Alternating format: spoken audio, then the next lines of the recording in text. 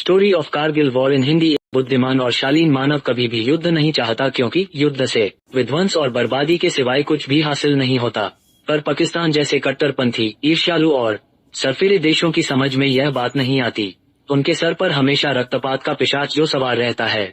ऐसी ही एक सरफिरी हरकत पाकिस्तान ने तब की थी जब उसने अपने 5000 सैनिकों के साथ चोरों की तरह घुसपैठ करके कश्मीर के कारगिल क्षेत्र पर अपना कब्जा जमा लिया था।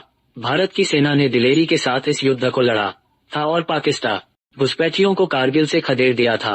जब पाकिस्तानी सेना ने कश्मीर के उग्रवादियों के साथ मिलकर भारत और पाकिस्तान के बीच की नियंत्रण रेखा को पार कर हिंदुस्तान की जमीन पर कब्जा करना चाहा था, उनके इस दुस्साहस के बाद भारत की सेना ने उन्हें इसका मुंहतोड़ जवाब दिया था और घुसपैठियों को बुरी तरह से पराजित कर देश की सीमा से बाहर मार भगाया था।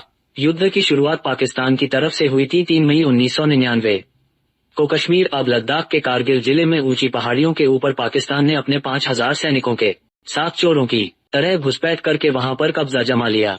इस बात की खबर जब भारत सरकार को मिली तो भारत सरकार ने अपने शूरवीर सिपाहियों के साथ मिलकर ऑपरेशन विजय चलाया और पाकिस्तानी सैनिकों को धूल चटाकर 26 जुलाई 1999 को कारगिल से मार भगाया और युद्ध में जीत हासिल की। तब से लेकर आज तक इस दिन को पूरे भारतवर्ष में कारगिल विजय दिवस के रूप में मनाया जाता है। बताते चले कि यह युद्ध करीब 18,000 फीट की ऊंचाई पर कारगिल में लड़ा गया था। ये युद्ध लगभग 2 महीने तक चला था, जिसमें भारतीय सेना के योद्धाओं ने बड़े ही साहस और पराक्रम आज से ठीक 23 साल पहले पाकिस्तानी सैनिकों और आतंकवादियों ने नियंत्रण रेखा LOC के साथ भारतीय क्षेत्र में बड़े पैमाने पर घुसपैठ शुरू कर दी। जम्मू कश्मीर के कारगिल जिले के पहाड़ी इलाके में पाकिस्तानी सेना के सैकड़ों जवानों और जिहादियों ने घुसपैठ की। दरअसल पाकिस्तान ने भारत के खिलाफ सैन्य अभियान की योजना बनाई थी।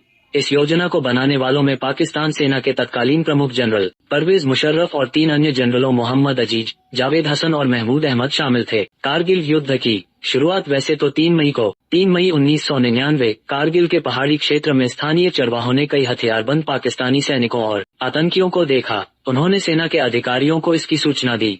5 मई 1999 कारगिल के इलाके में घुसपैठ की खबरों के जवाब में भारतीय सेना के जवानों को वहां पर भेजा गया। इस दौरान पाकिस्तानी सैनिकों के साथ लड़ाई के दौरान 5 भारतीय सैनिक शहीद हो गए।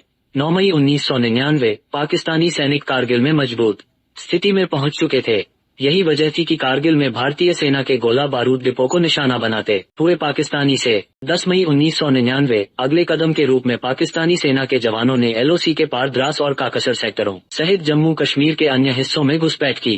10 मई 1999 इस दिन दोपहर के समय भारतीय सेना ने ऑपरेशन विजय की शुरुआत की। घुसपैठ की कोशिशों को रोकने के लिए कश्मीर घाटी से अधिक संख्या में सैनिकों को कारगिल जिले में ले जाया गया। वहीं पाकिस्तानी सेना ने भारत पर हमला करने से इनकार कर दिया। 26 मई 1999 भारतीय वायुसेना ने जवाबी कार्रवाई के तहत हवाई हमले शुरू किए। हवाई हमलों में कई पाकिस्तानी घुसपैठियों का सफाया कर दिया गया। 1 जून 1999 पाकिस्तानी सेना ने हमलों की रफ्तार को तेज कर दिया और नेशनल हाईवे 1 को निशाना बनाया गया।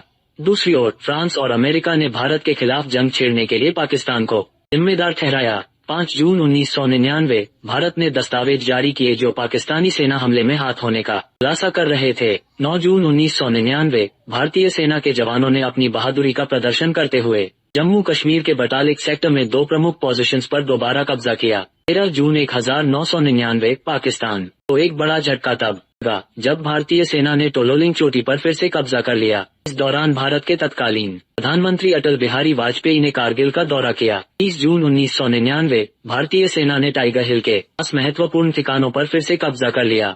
4 जुलाई 1999 भारतीय सेना ने टाइगर हिल पर कब्जा किया। 5 जुलाई 1999 पाकिस्तान के प्रधानमंत्री ने अंतर्राष्ट्रीय दबाव के बाद कारगिल से पाकिस्तानी सेना के वापस लौटने का ऐलान कर दिया। 12 जुलाई 1999 पाकिस्तानी सैनिकों को पीछे हटने के लिए मजबूर किया गया। 14 जुलाई 1999 भारतीय प्रधानमंत्री ने सेना के ऑपरेशन विजय को सफलतापूर्वक पूरा होने का ऐलान किया। 26 जुलाई 1999 पाकिस्तानी सेना के कब्जे वाले सभी पोजीशंस को फिर से अपने कब्जे में लेकर भारत इस युद्ध में विजयी हुआ। कारगिल युद्ध 2 महीने 3 हफ्ते से अधिक वक्त तक चला और आखिरकार इस दिन खत्म हुआ। अपनी मातृभूमि की रक्षा करते हुए 500 से अधिक भारतीय सैनिकों ने अपने प्राणों की आहुति दे दी। वहीं युद्ध के दौरान 3,000 से अधिक पाकिस्तानी सैनिक और आतंकियों को ढेर किया गया। कारगिल क्षेत्र में सामरिक महत्व की ऊंची चोटियां भारत के अधिकार क्षेत्र में आती हैं। उन दुर्गम चोटियों पर शीत ऋतु में रहना काफी कष्टसाध्य होता है। इस कारण भारतीय सेना वहां शीत ऋतु में नहीं रहती। इसका लाभ उठाकर पाकिस्तान ने आतंकवादियों के साथ पाकिस्तानी सेना को भी कारगिल पर कब्जा करने के लिए भेज दिया।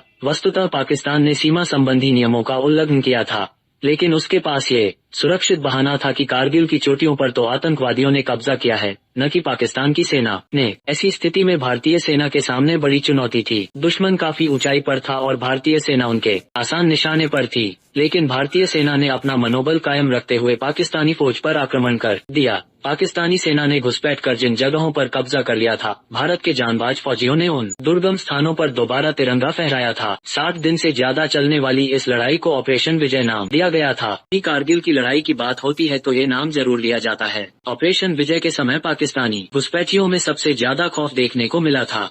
एयरक्राफ्ट मिराज 2000 और बोफोर्स तोपें लगातार चोटियों पर बमबारी करती रहती थीं और घुसपैठियों को कोई भी नापाक हरकत करने का मौका तक नहीं देते थे। की वीडियो देखने के लिए चैनल को सब्सक्राइब करें और लाइक करें।